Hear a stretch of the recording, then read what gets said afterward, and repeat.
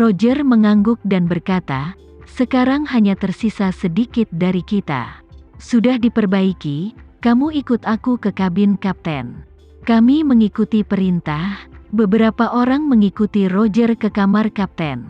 Dia mengunci pintu kabin yang berat dengan kuat, lalu mengeluarkan sebotol minuman keras, menuangkan beberapa gelas, menyerahkannya kepada orang-orang di depannya, dan berkata, "Semuanya, kita bekerja sama.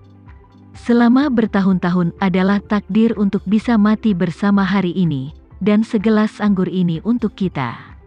Saat ini, beberapa orang juga menganggap kematian sebagai rumah, mengangguk berat dan mengambil gelas wine. Roger mendentingkan gelas dengan beberapa orang, mengangkat kepalanya, dan meminum arwah di dalam cangkir, lalu mengambil detonatornya dan menekannya tanpa berpikir. Tiba-tiba, terdengar dua suara teredam dari gudang kargo di bagian bawah kapal, dan dua lubang besar berdiameter sekitar 1 meter diledakkan di haluan dan buritan kapal. Air laut dalam jumlah besar dengan cepat dituangkan ke dalam kabin, dan kapal barang segera mulai tenggelam dengan kecepatan yang sangat cepat. Namun, tidak ada seorang pun di kapal yang lari menyelamatkan diri dengan tergesa-gesa. Karena semua orang kecuali mereka sedang tidur nyenyak di setiap kabin saat ini, Roger secara khusus meminta orang-orang untuk menambahkan obat khusus ke dalam makanan mereka agar mereka semua tertidur. Sekarang, semua orang disegel di setiap kabin. Aliran air laut yang panik tidak membangunkan orang-orang ini, dan mereka mati lemas satu demi satu dalam tidur mereka. Tak lama kemudian, air laut mulai mengalir ke kabin kapten. Roger memandang kematian seolah-olah di rumah, dan duduk di tanah bersama beberapa orang lainnya hingga air laut memenuhi seluruh kabin. 20 menit kemudian, kapal barang seberat 8,000 ton itu benar-benar tenggelam ke dalam air laut.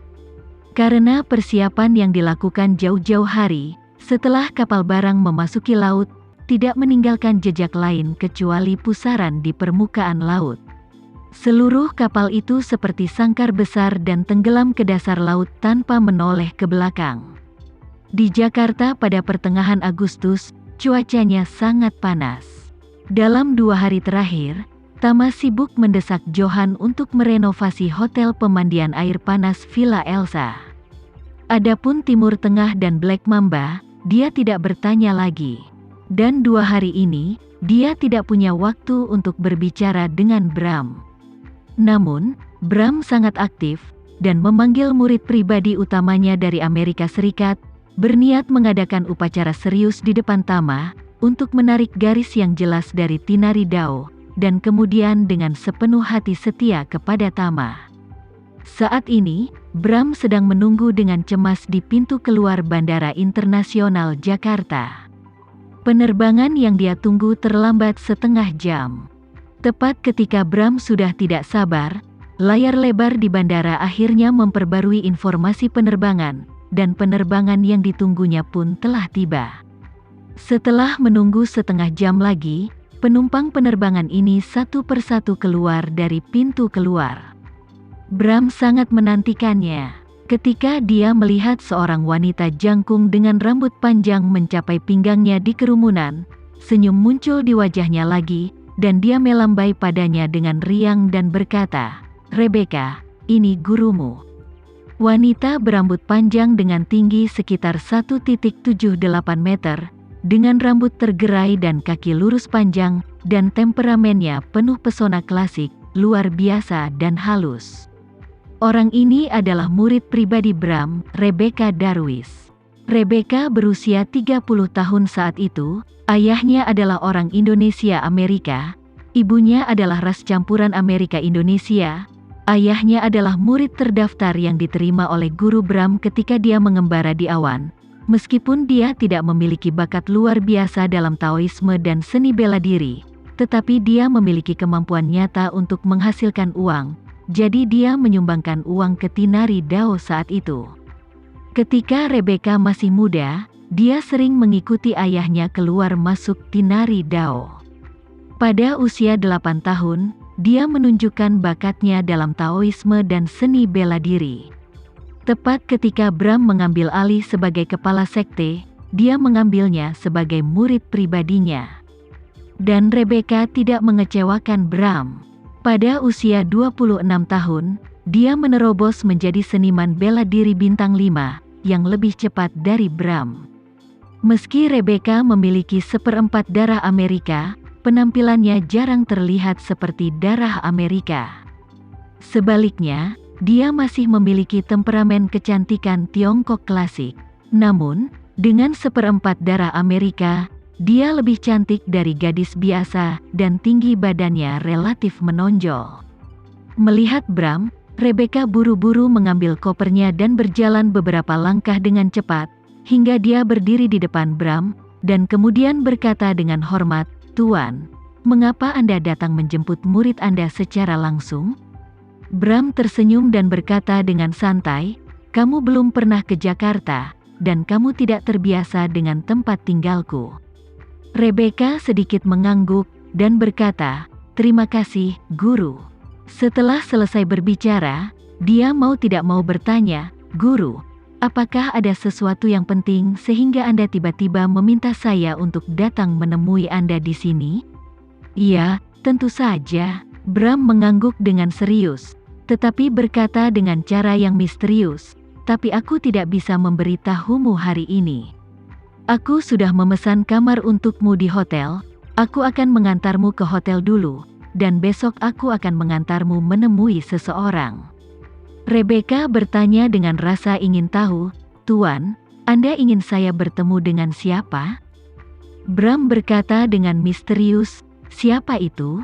Aku tidak bisa memberitahumu sekarang, tetapi kau akan tahu besok."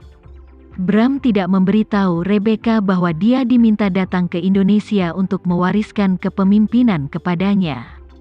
Masuk akal bahwa masalah besar seperti berlalunya kekepalaan tidak boleh dilakukan begitu saja dan tergesa-gesa.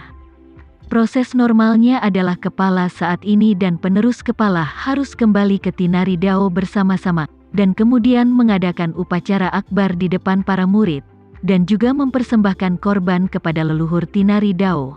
Serangkaian prosedur seperti itu setelah berjalan, kepala baru dapat secara resmi naik tahta di bawah kesaksian semua orang dan leluhur.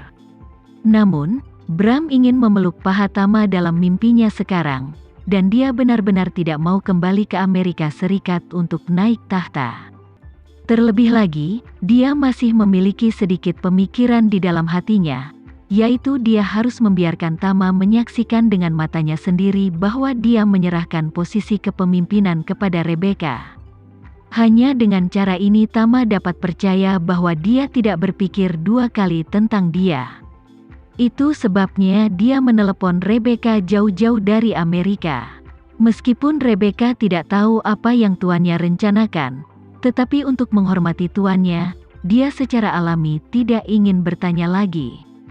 Dan justru karena menghormati guru maka dia tidak sengaja melihat kultivasi guru. Jika dia melihat lebih dekat, dia akan menemukan bahwa kultivasi tuannya telah mundur menjadi seniman bela diri bintang 4 yang berada satu tingkat di belakangnya. Setelah keduanya meninggalkan bandara, Bram menghentikan mobilnya dan pergi ke Shangri-La. Awalnya, dia tidak tinggal di Shangri-La, tetapi setelah mengetahui identitas Tama, dia bergegas ke Shangri-La untuk membuka kamar, bukan untuk hal lain, hanya untuk sedikit lebih dekat dengan Tama, meski hanya setetes air di ember, di matanya itu juga lebih baik daripada tidak sama sekali. Setelah keduanya tiba di Shangri-La, Bram meminta Rebecca untuk check-in, sementara dia keluar dari lobi hotel dan menelepon Tama. Saat ini, Tama baru saja kembali ke perkotaan dari Camp Elsa Hot Spring Hotel. Melihat panggilan dari Bram, dia menjawab panggilan itu dan bertanya, "Tuan Bram, ada apa?" Bram berkata dengan ketakutan, "Tuan Renza, saya hanya ingin meminta sesuatu darimu." Tama berkata dengan santai, "Saya kekurangan waktu, jadi beritahu saya jika Anda punya sesuatu." Bram buru-buru berkata, "Itu dia.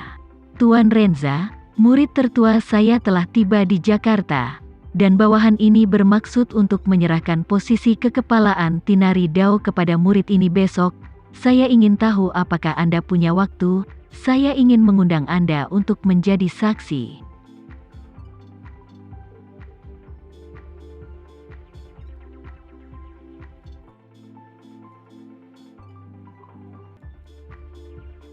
Sekian dulu ya video kali ini. Kita lanjutkan lagi videonya di lain waktu. Oh iya, bagaimana menurut kalian? Semoga bisa sedikit menghibur kalian semua.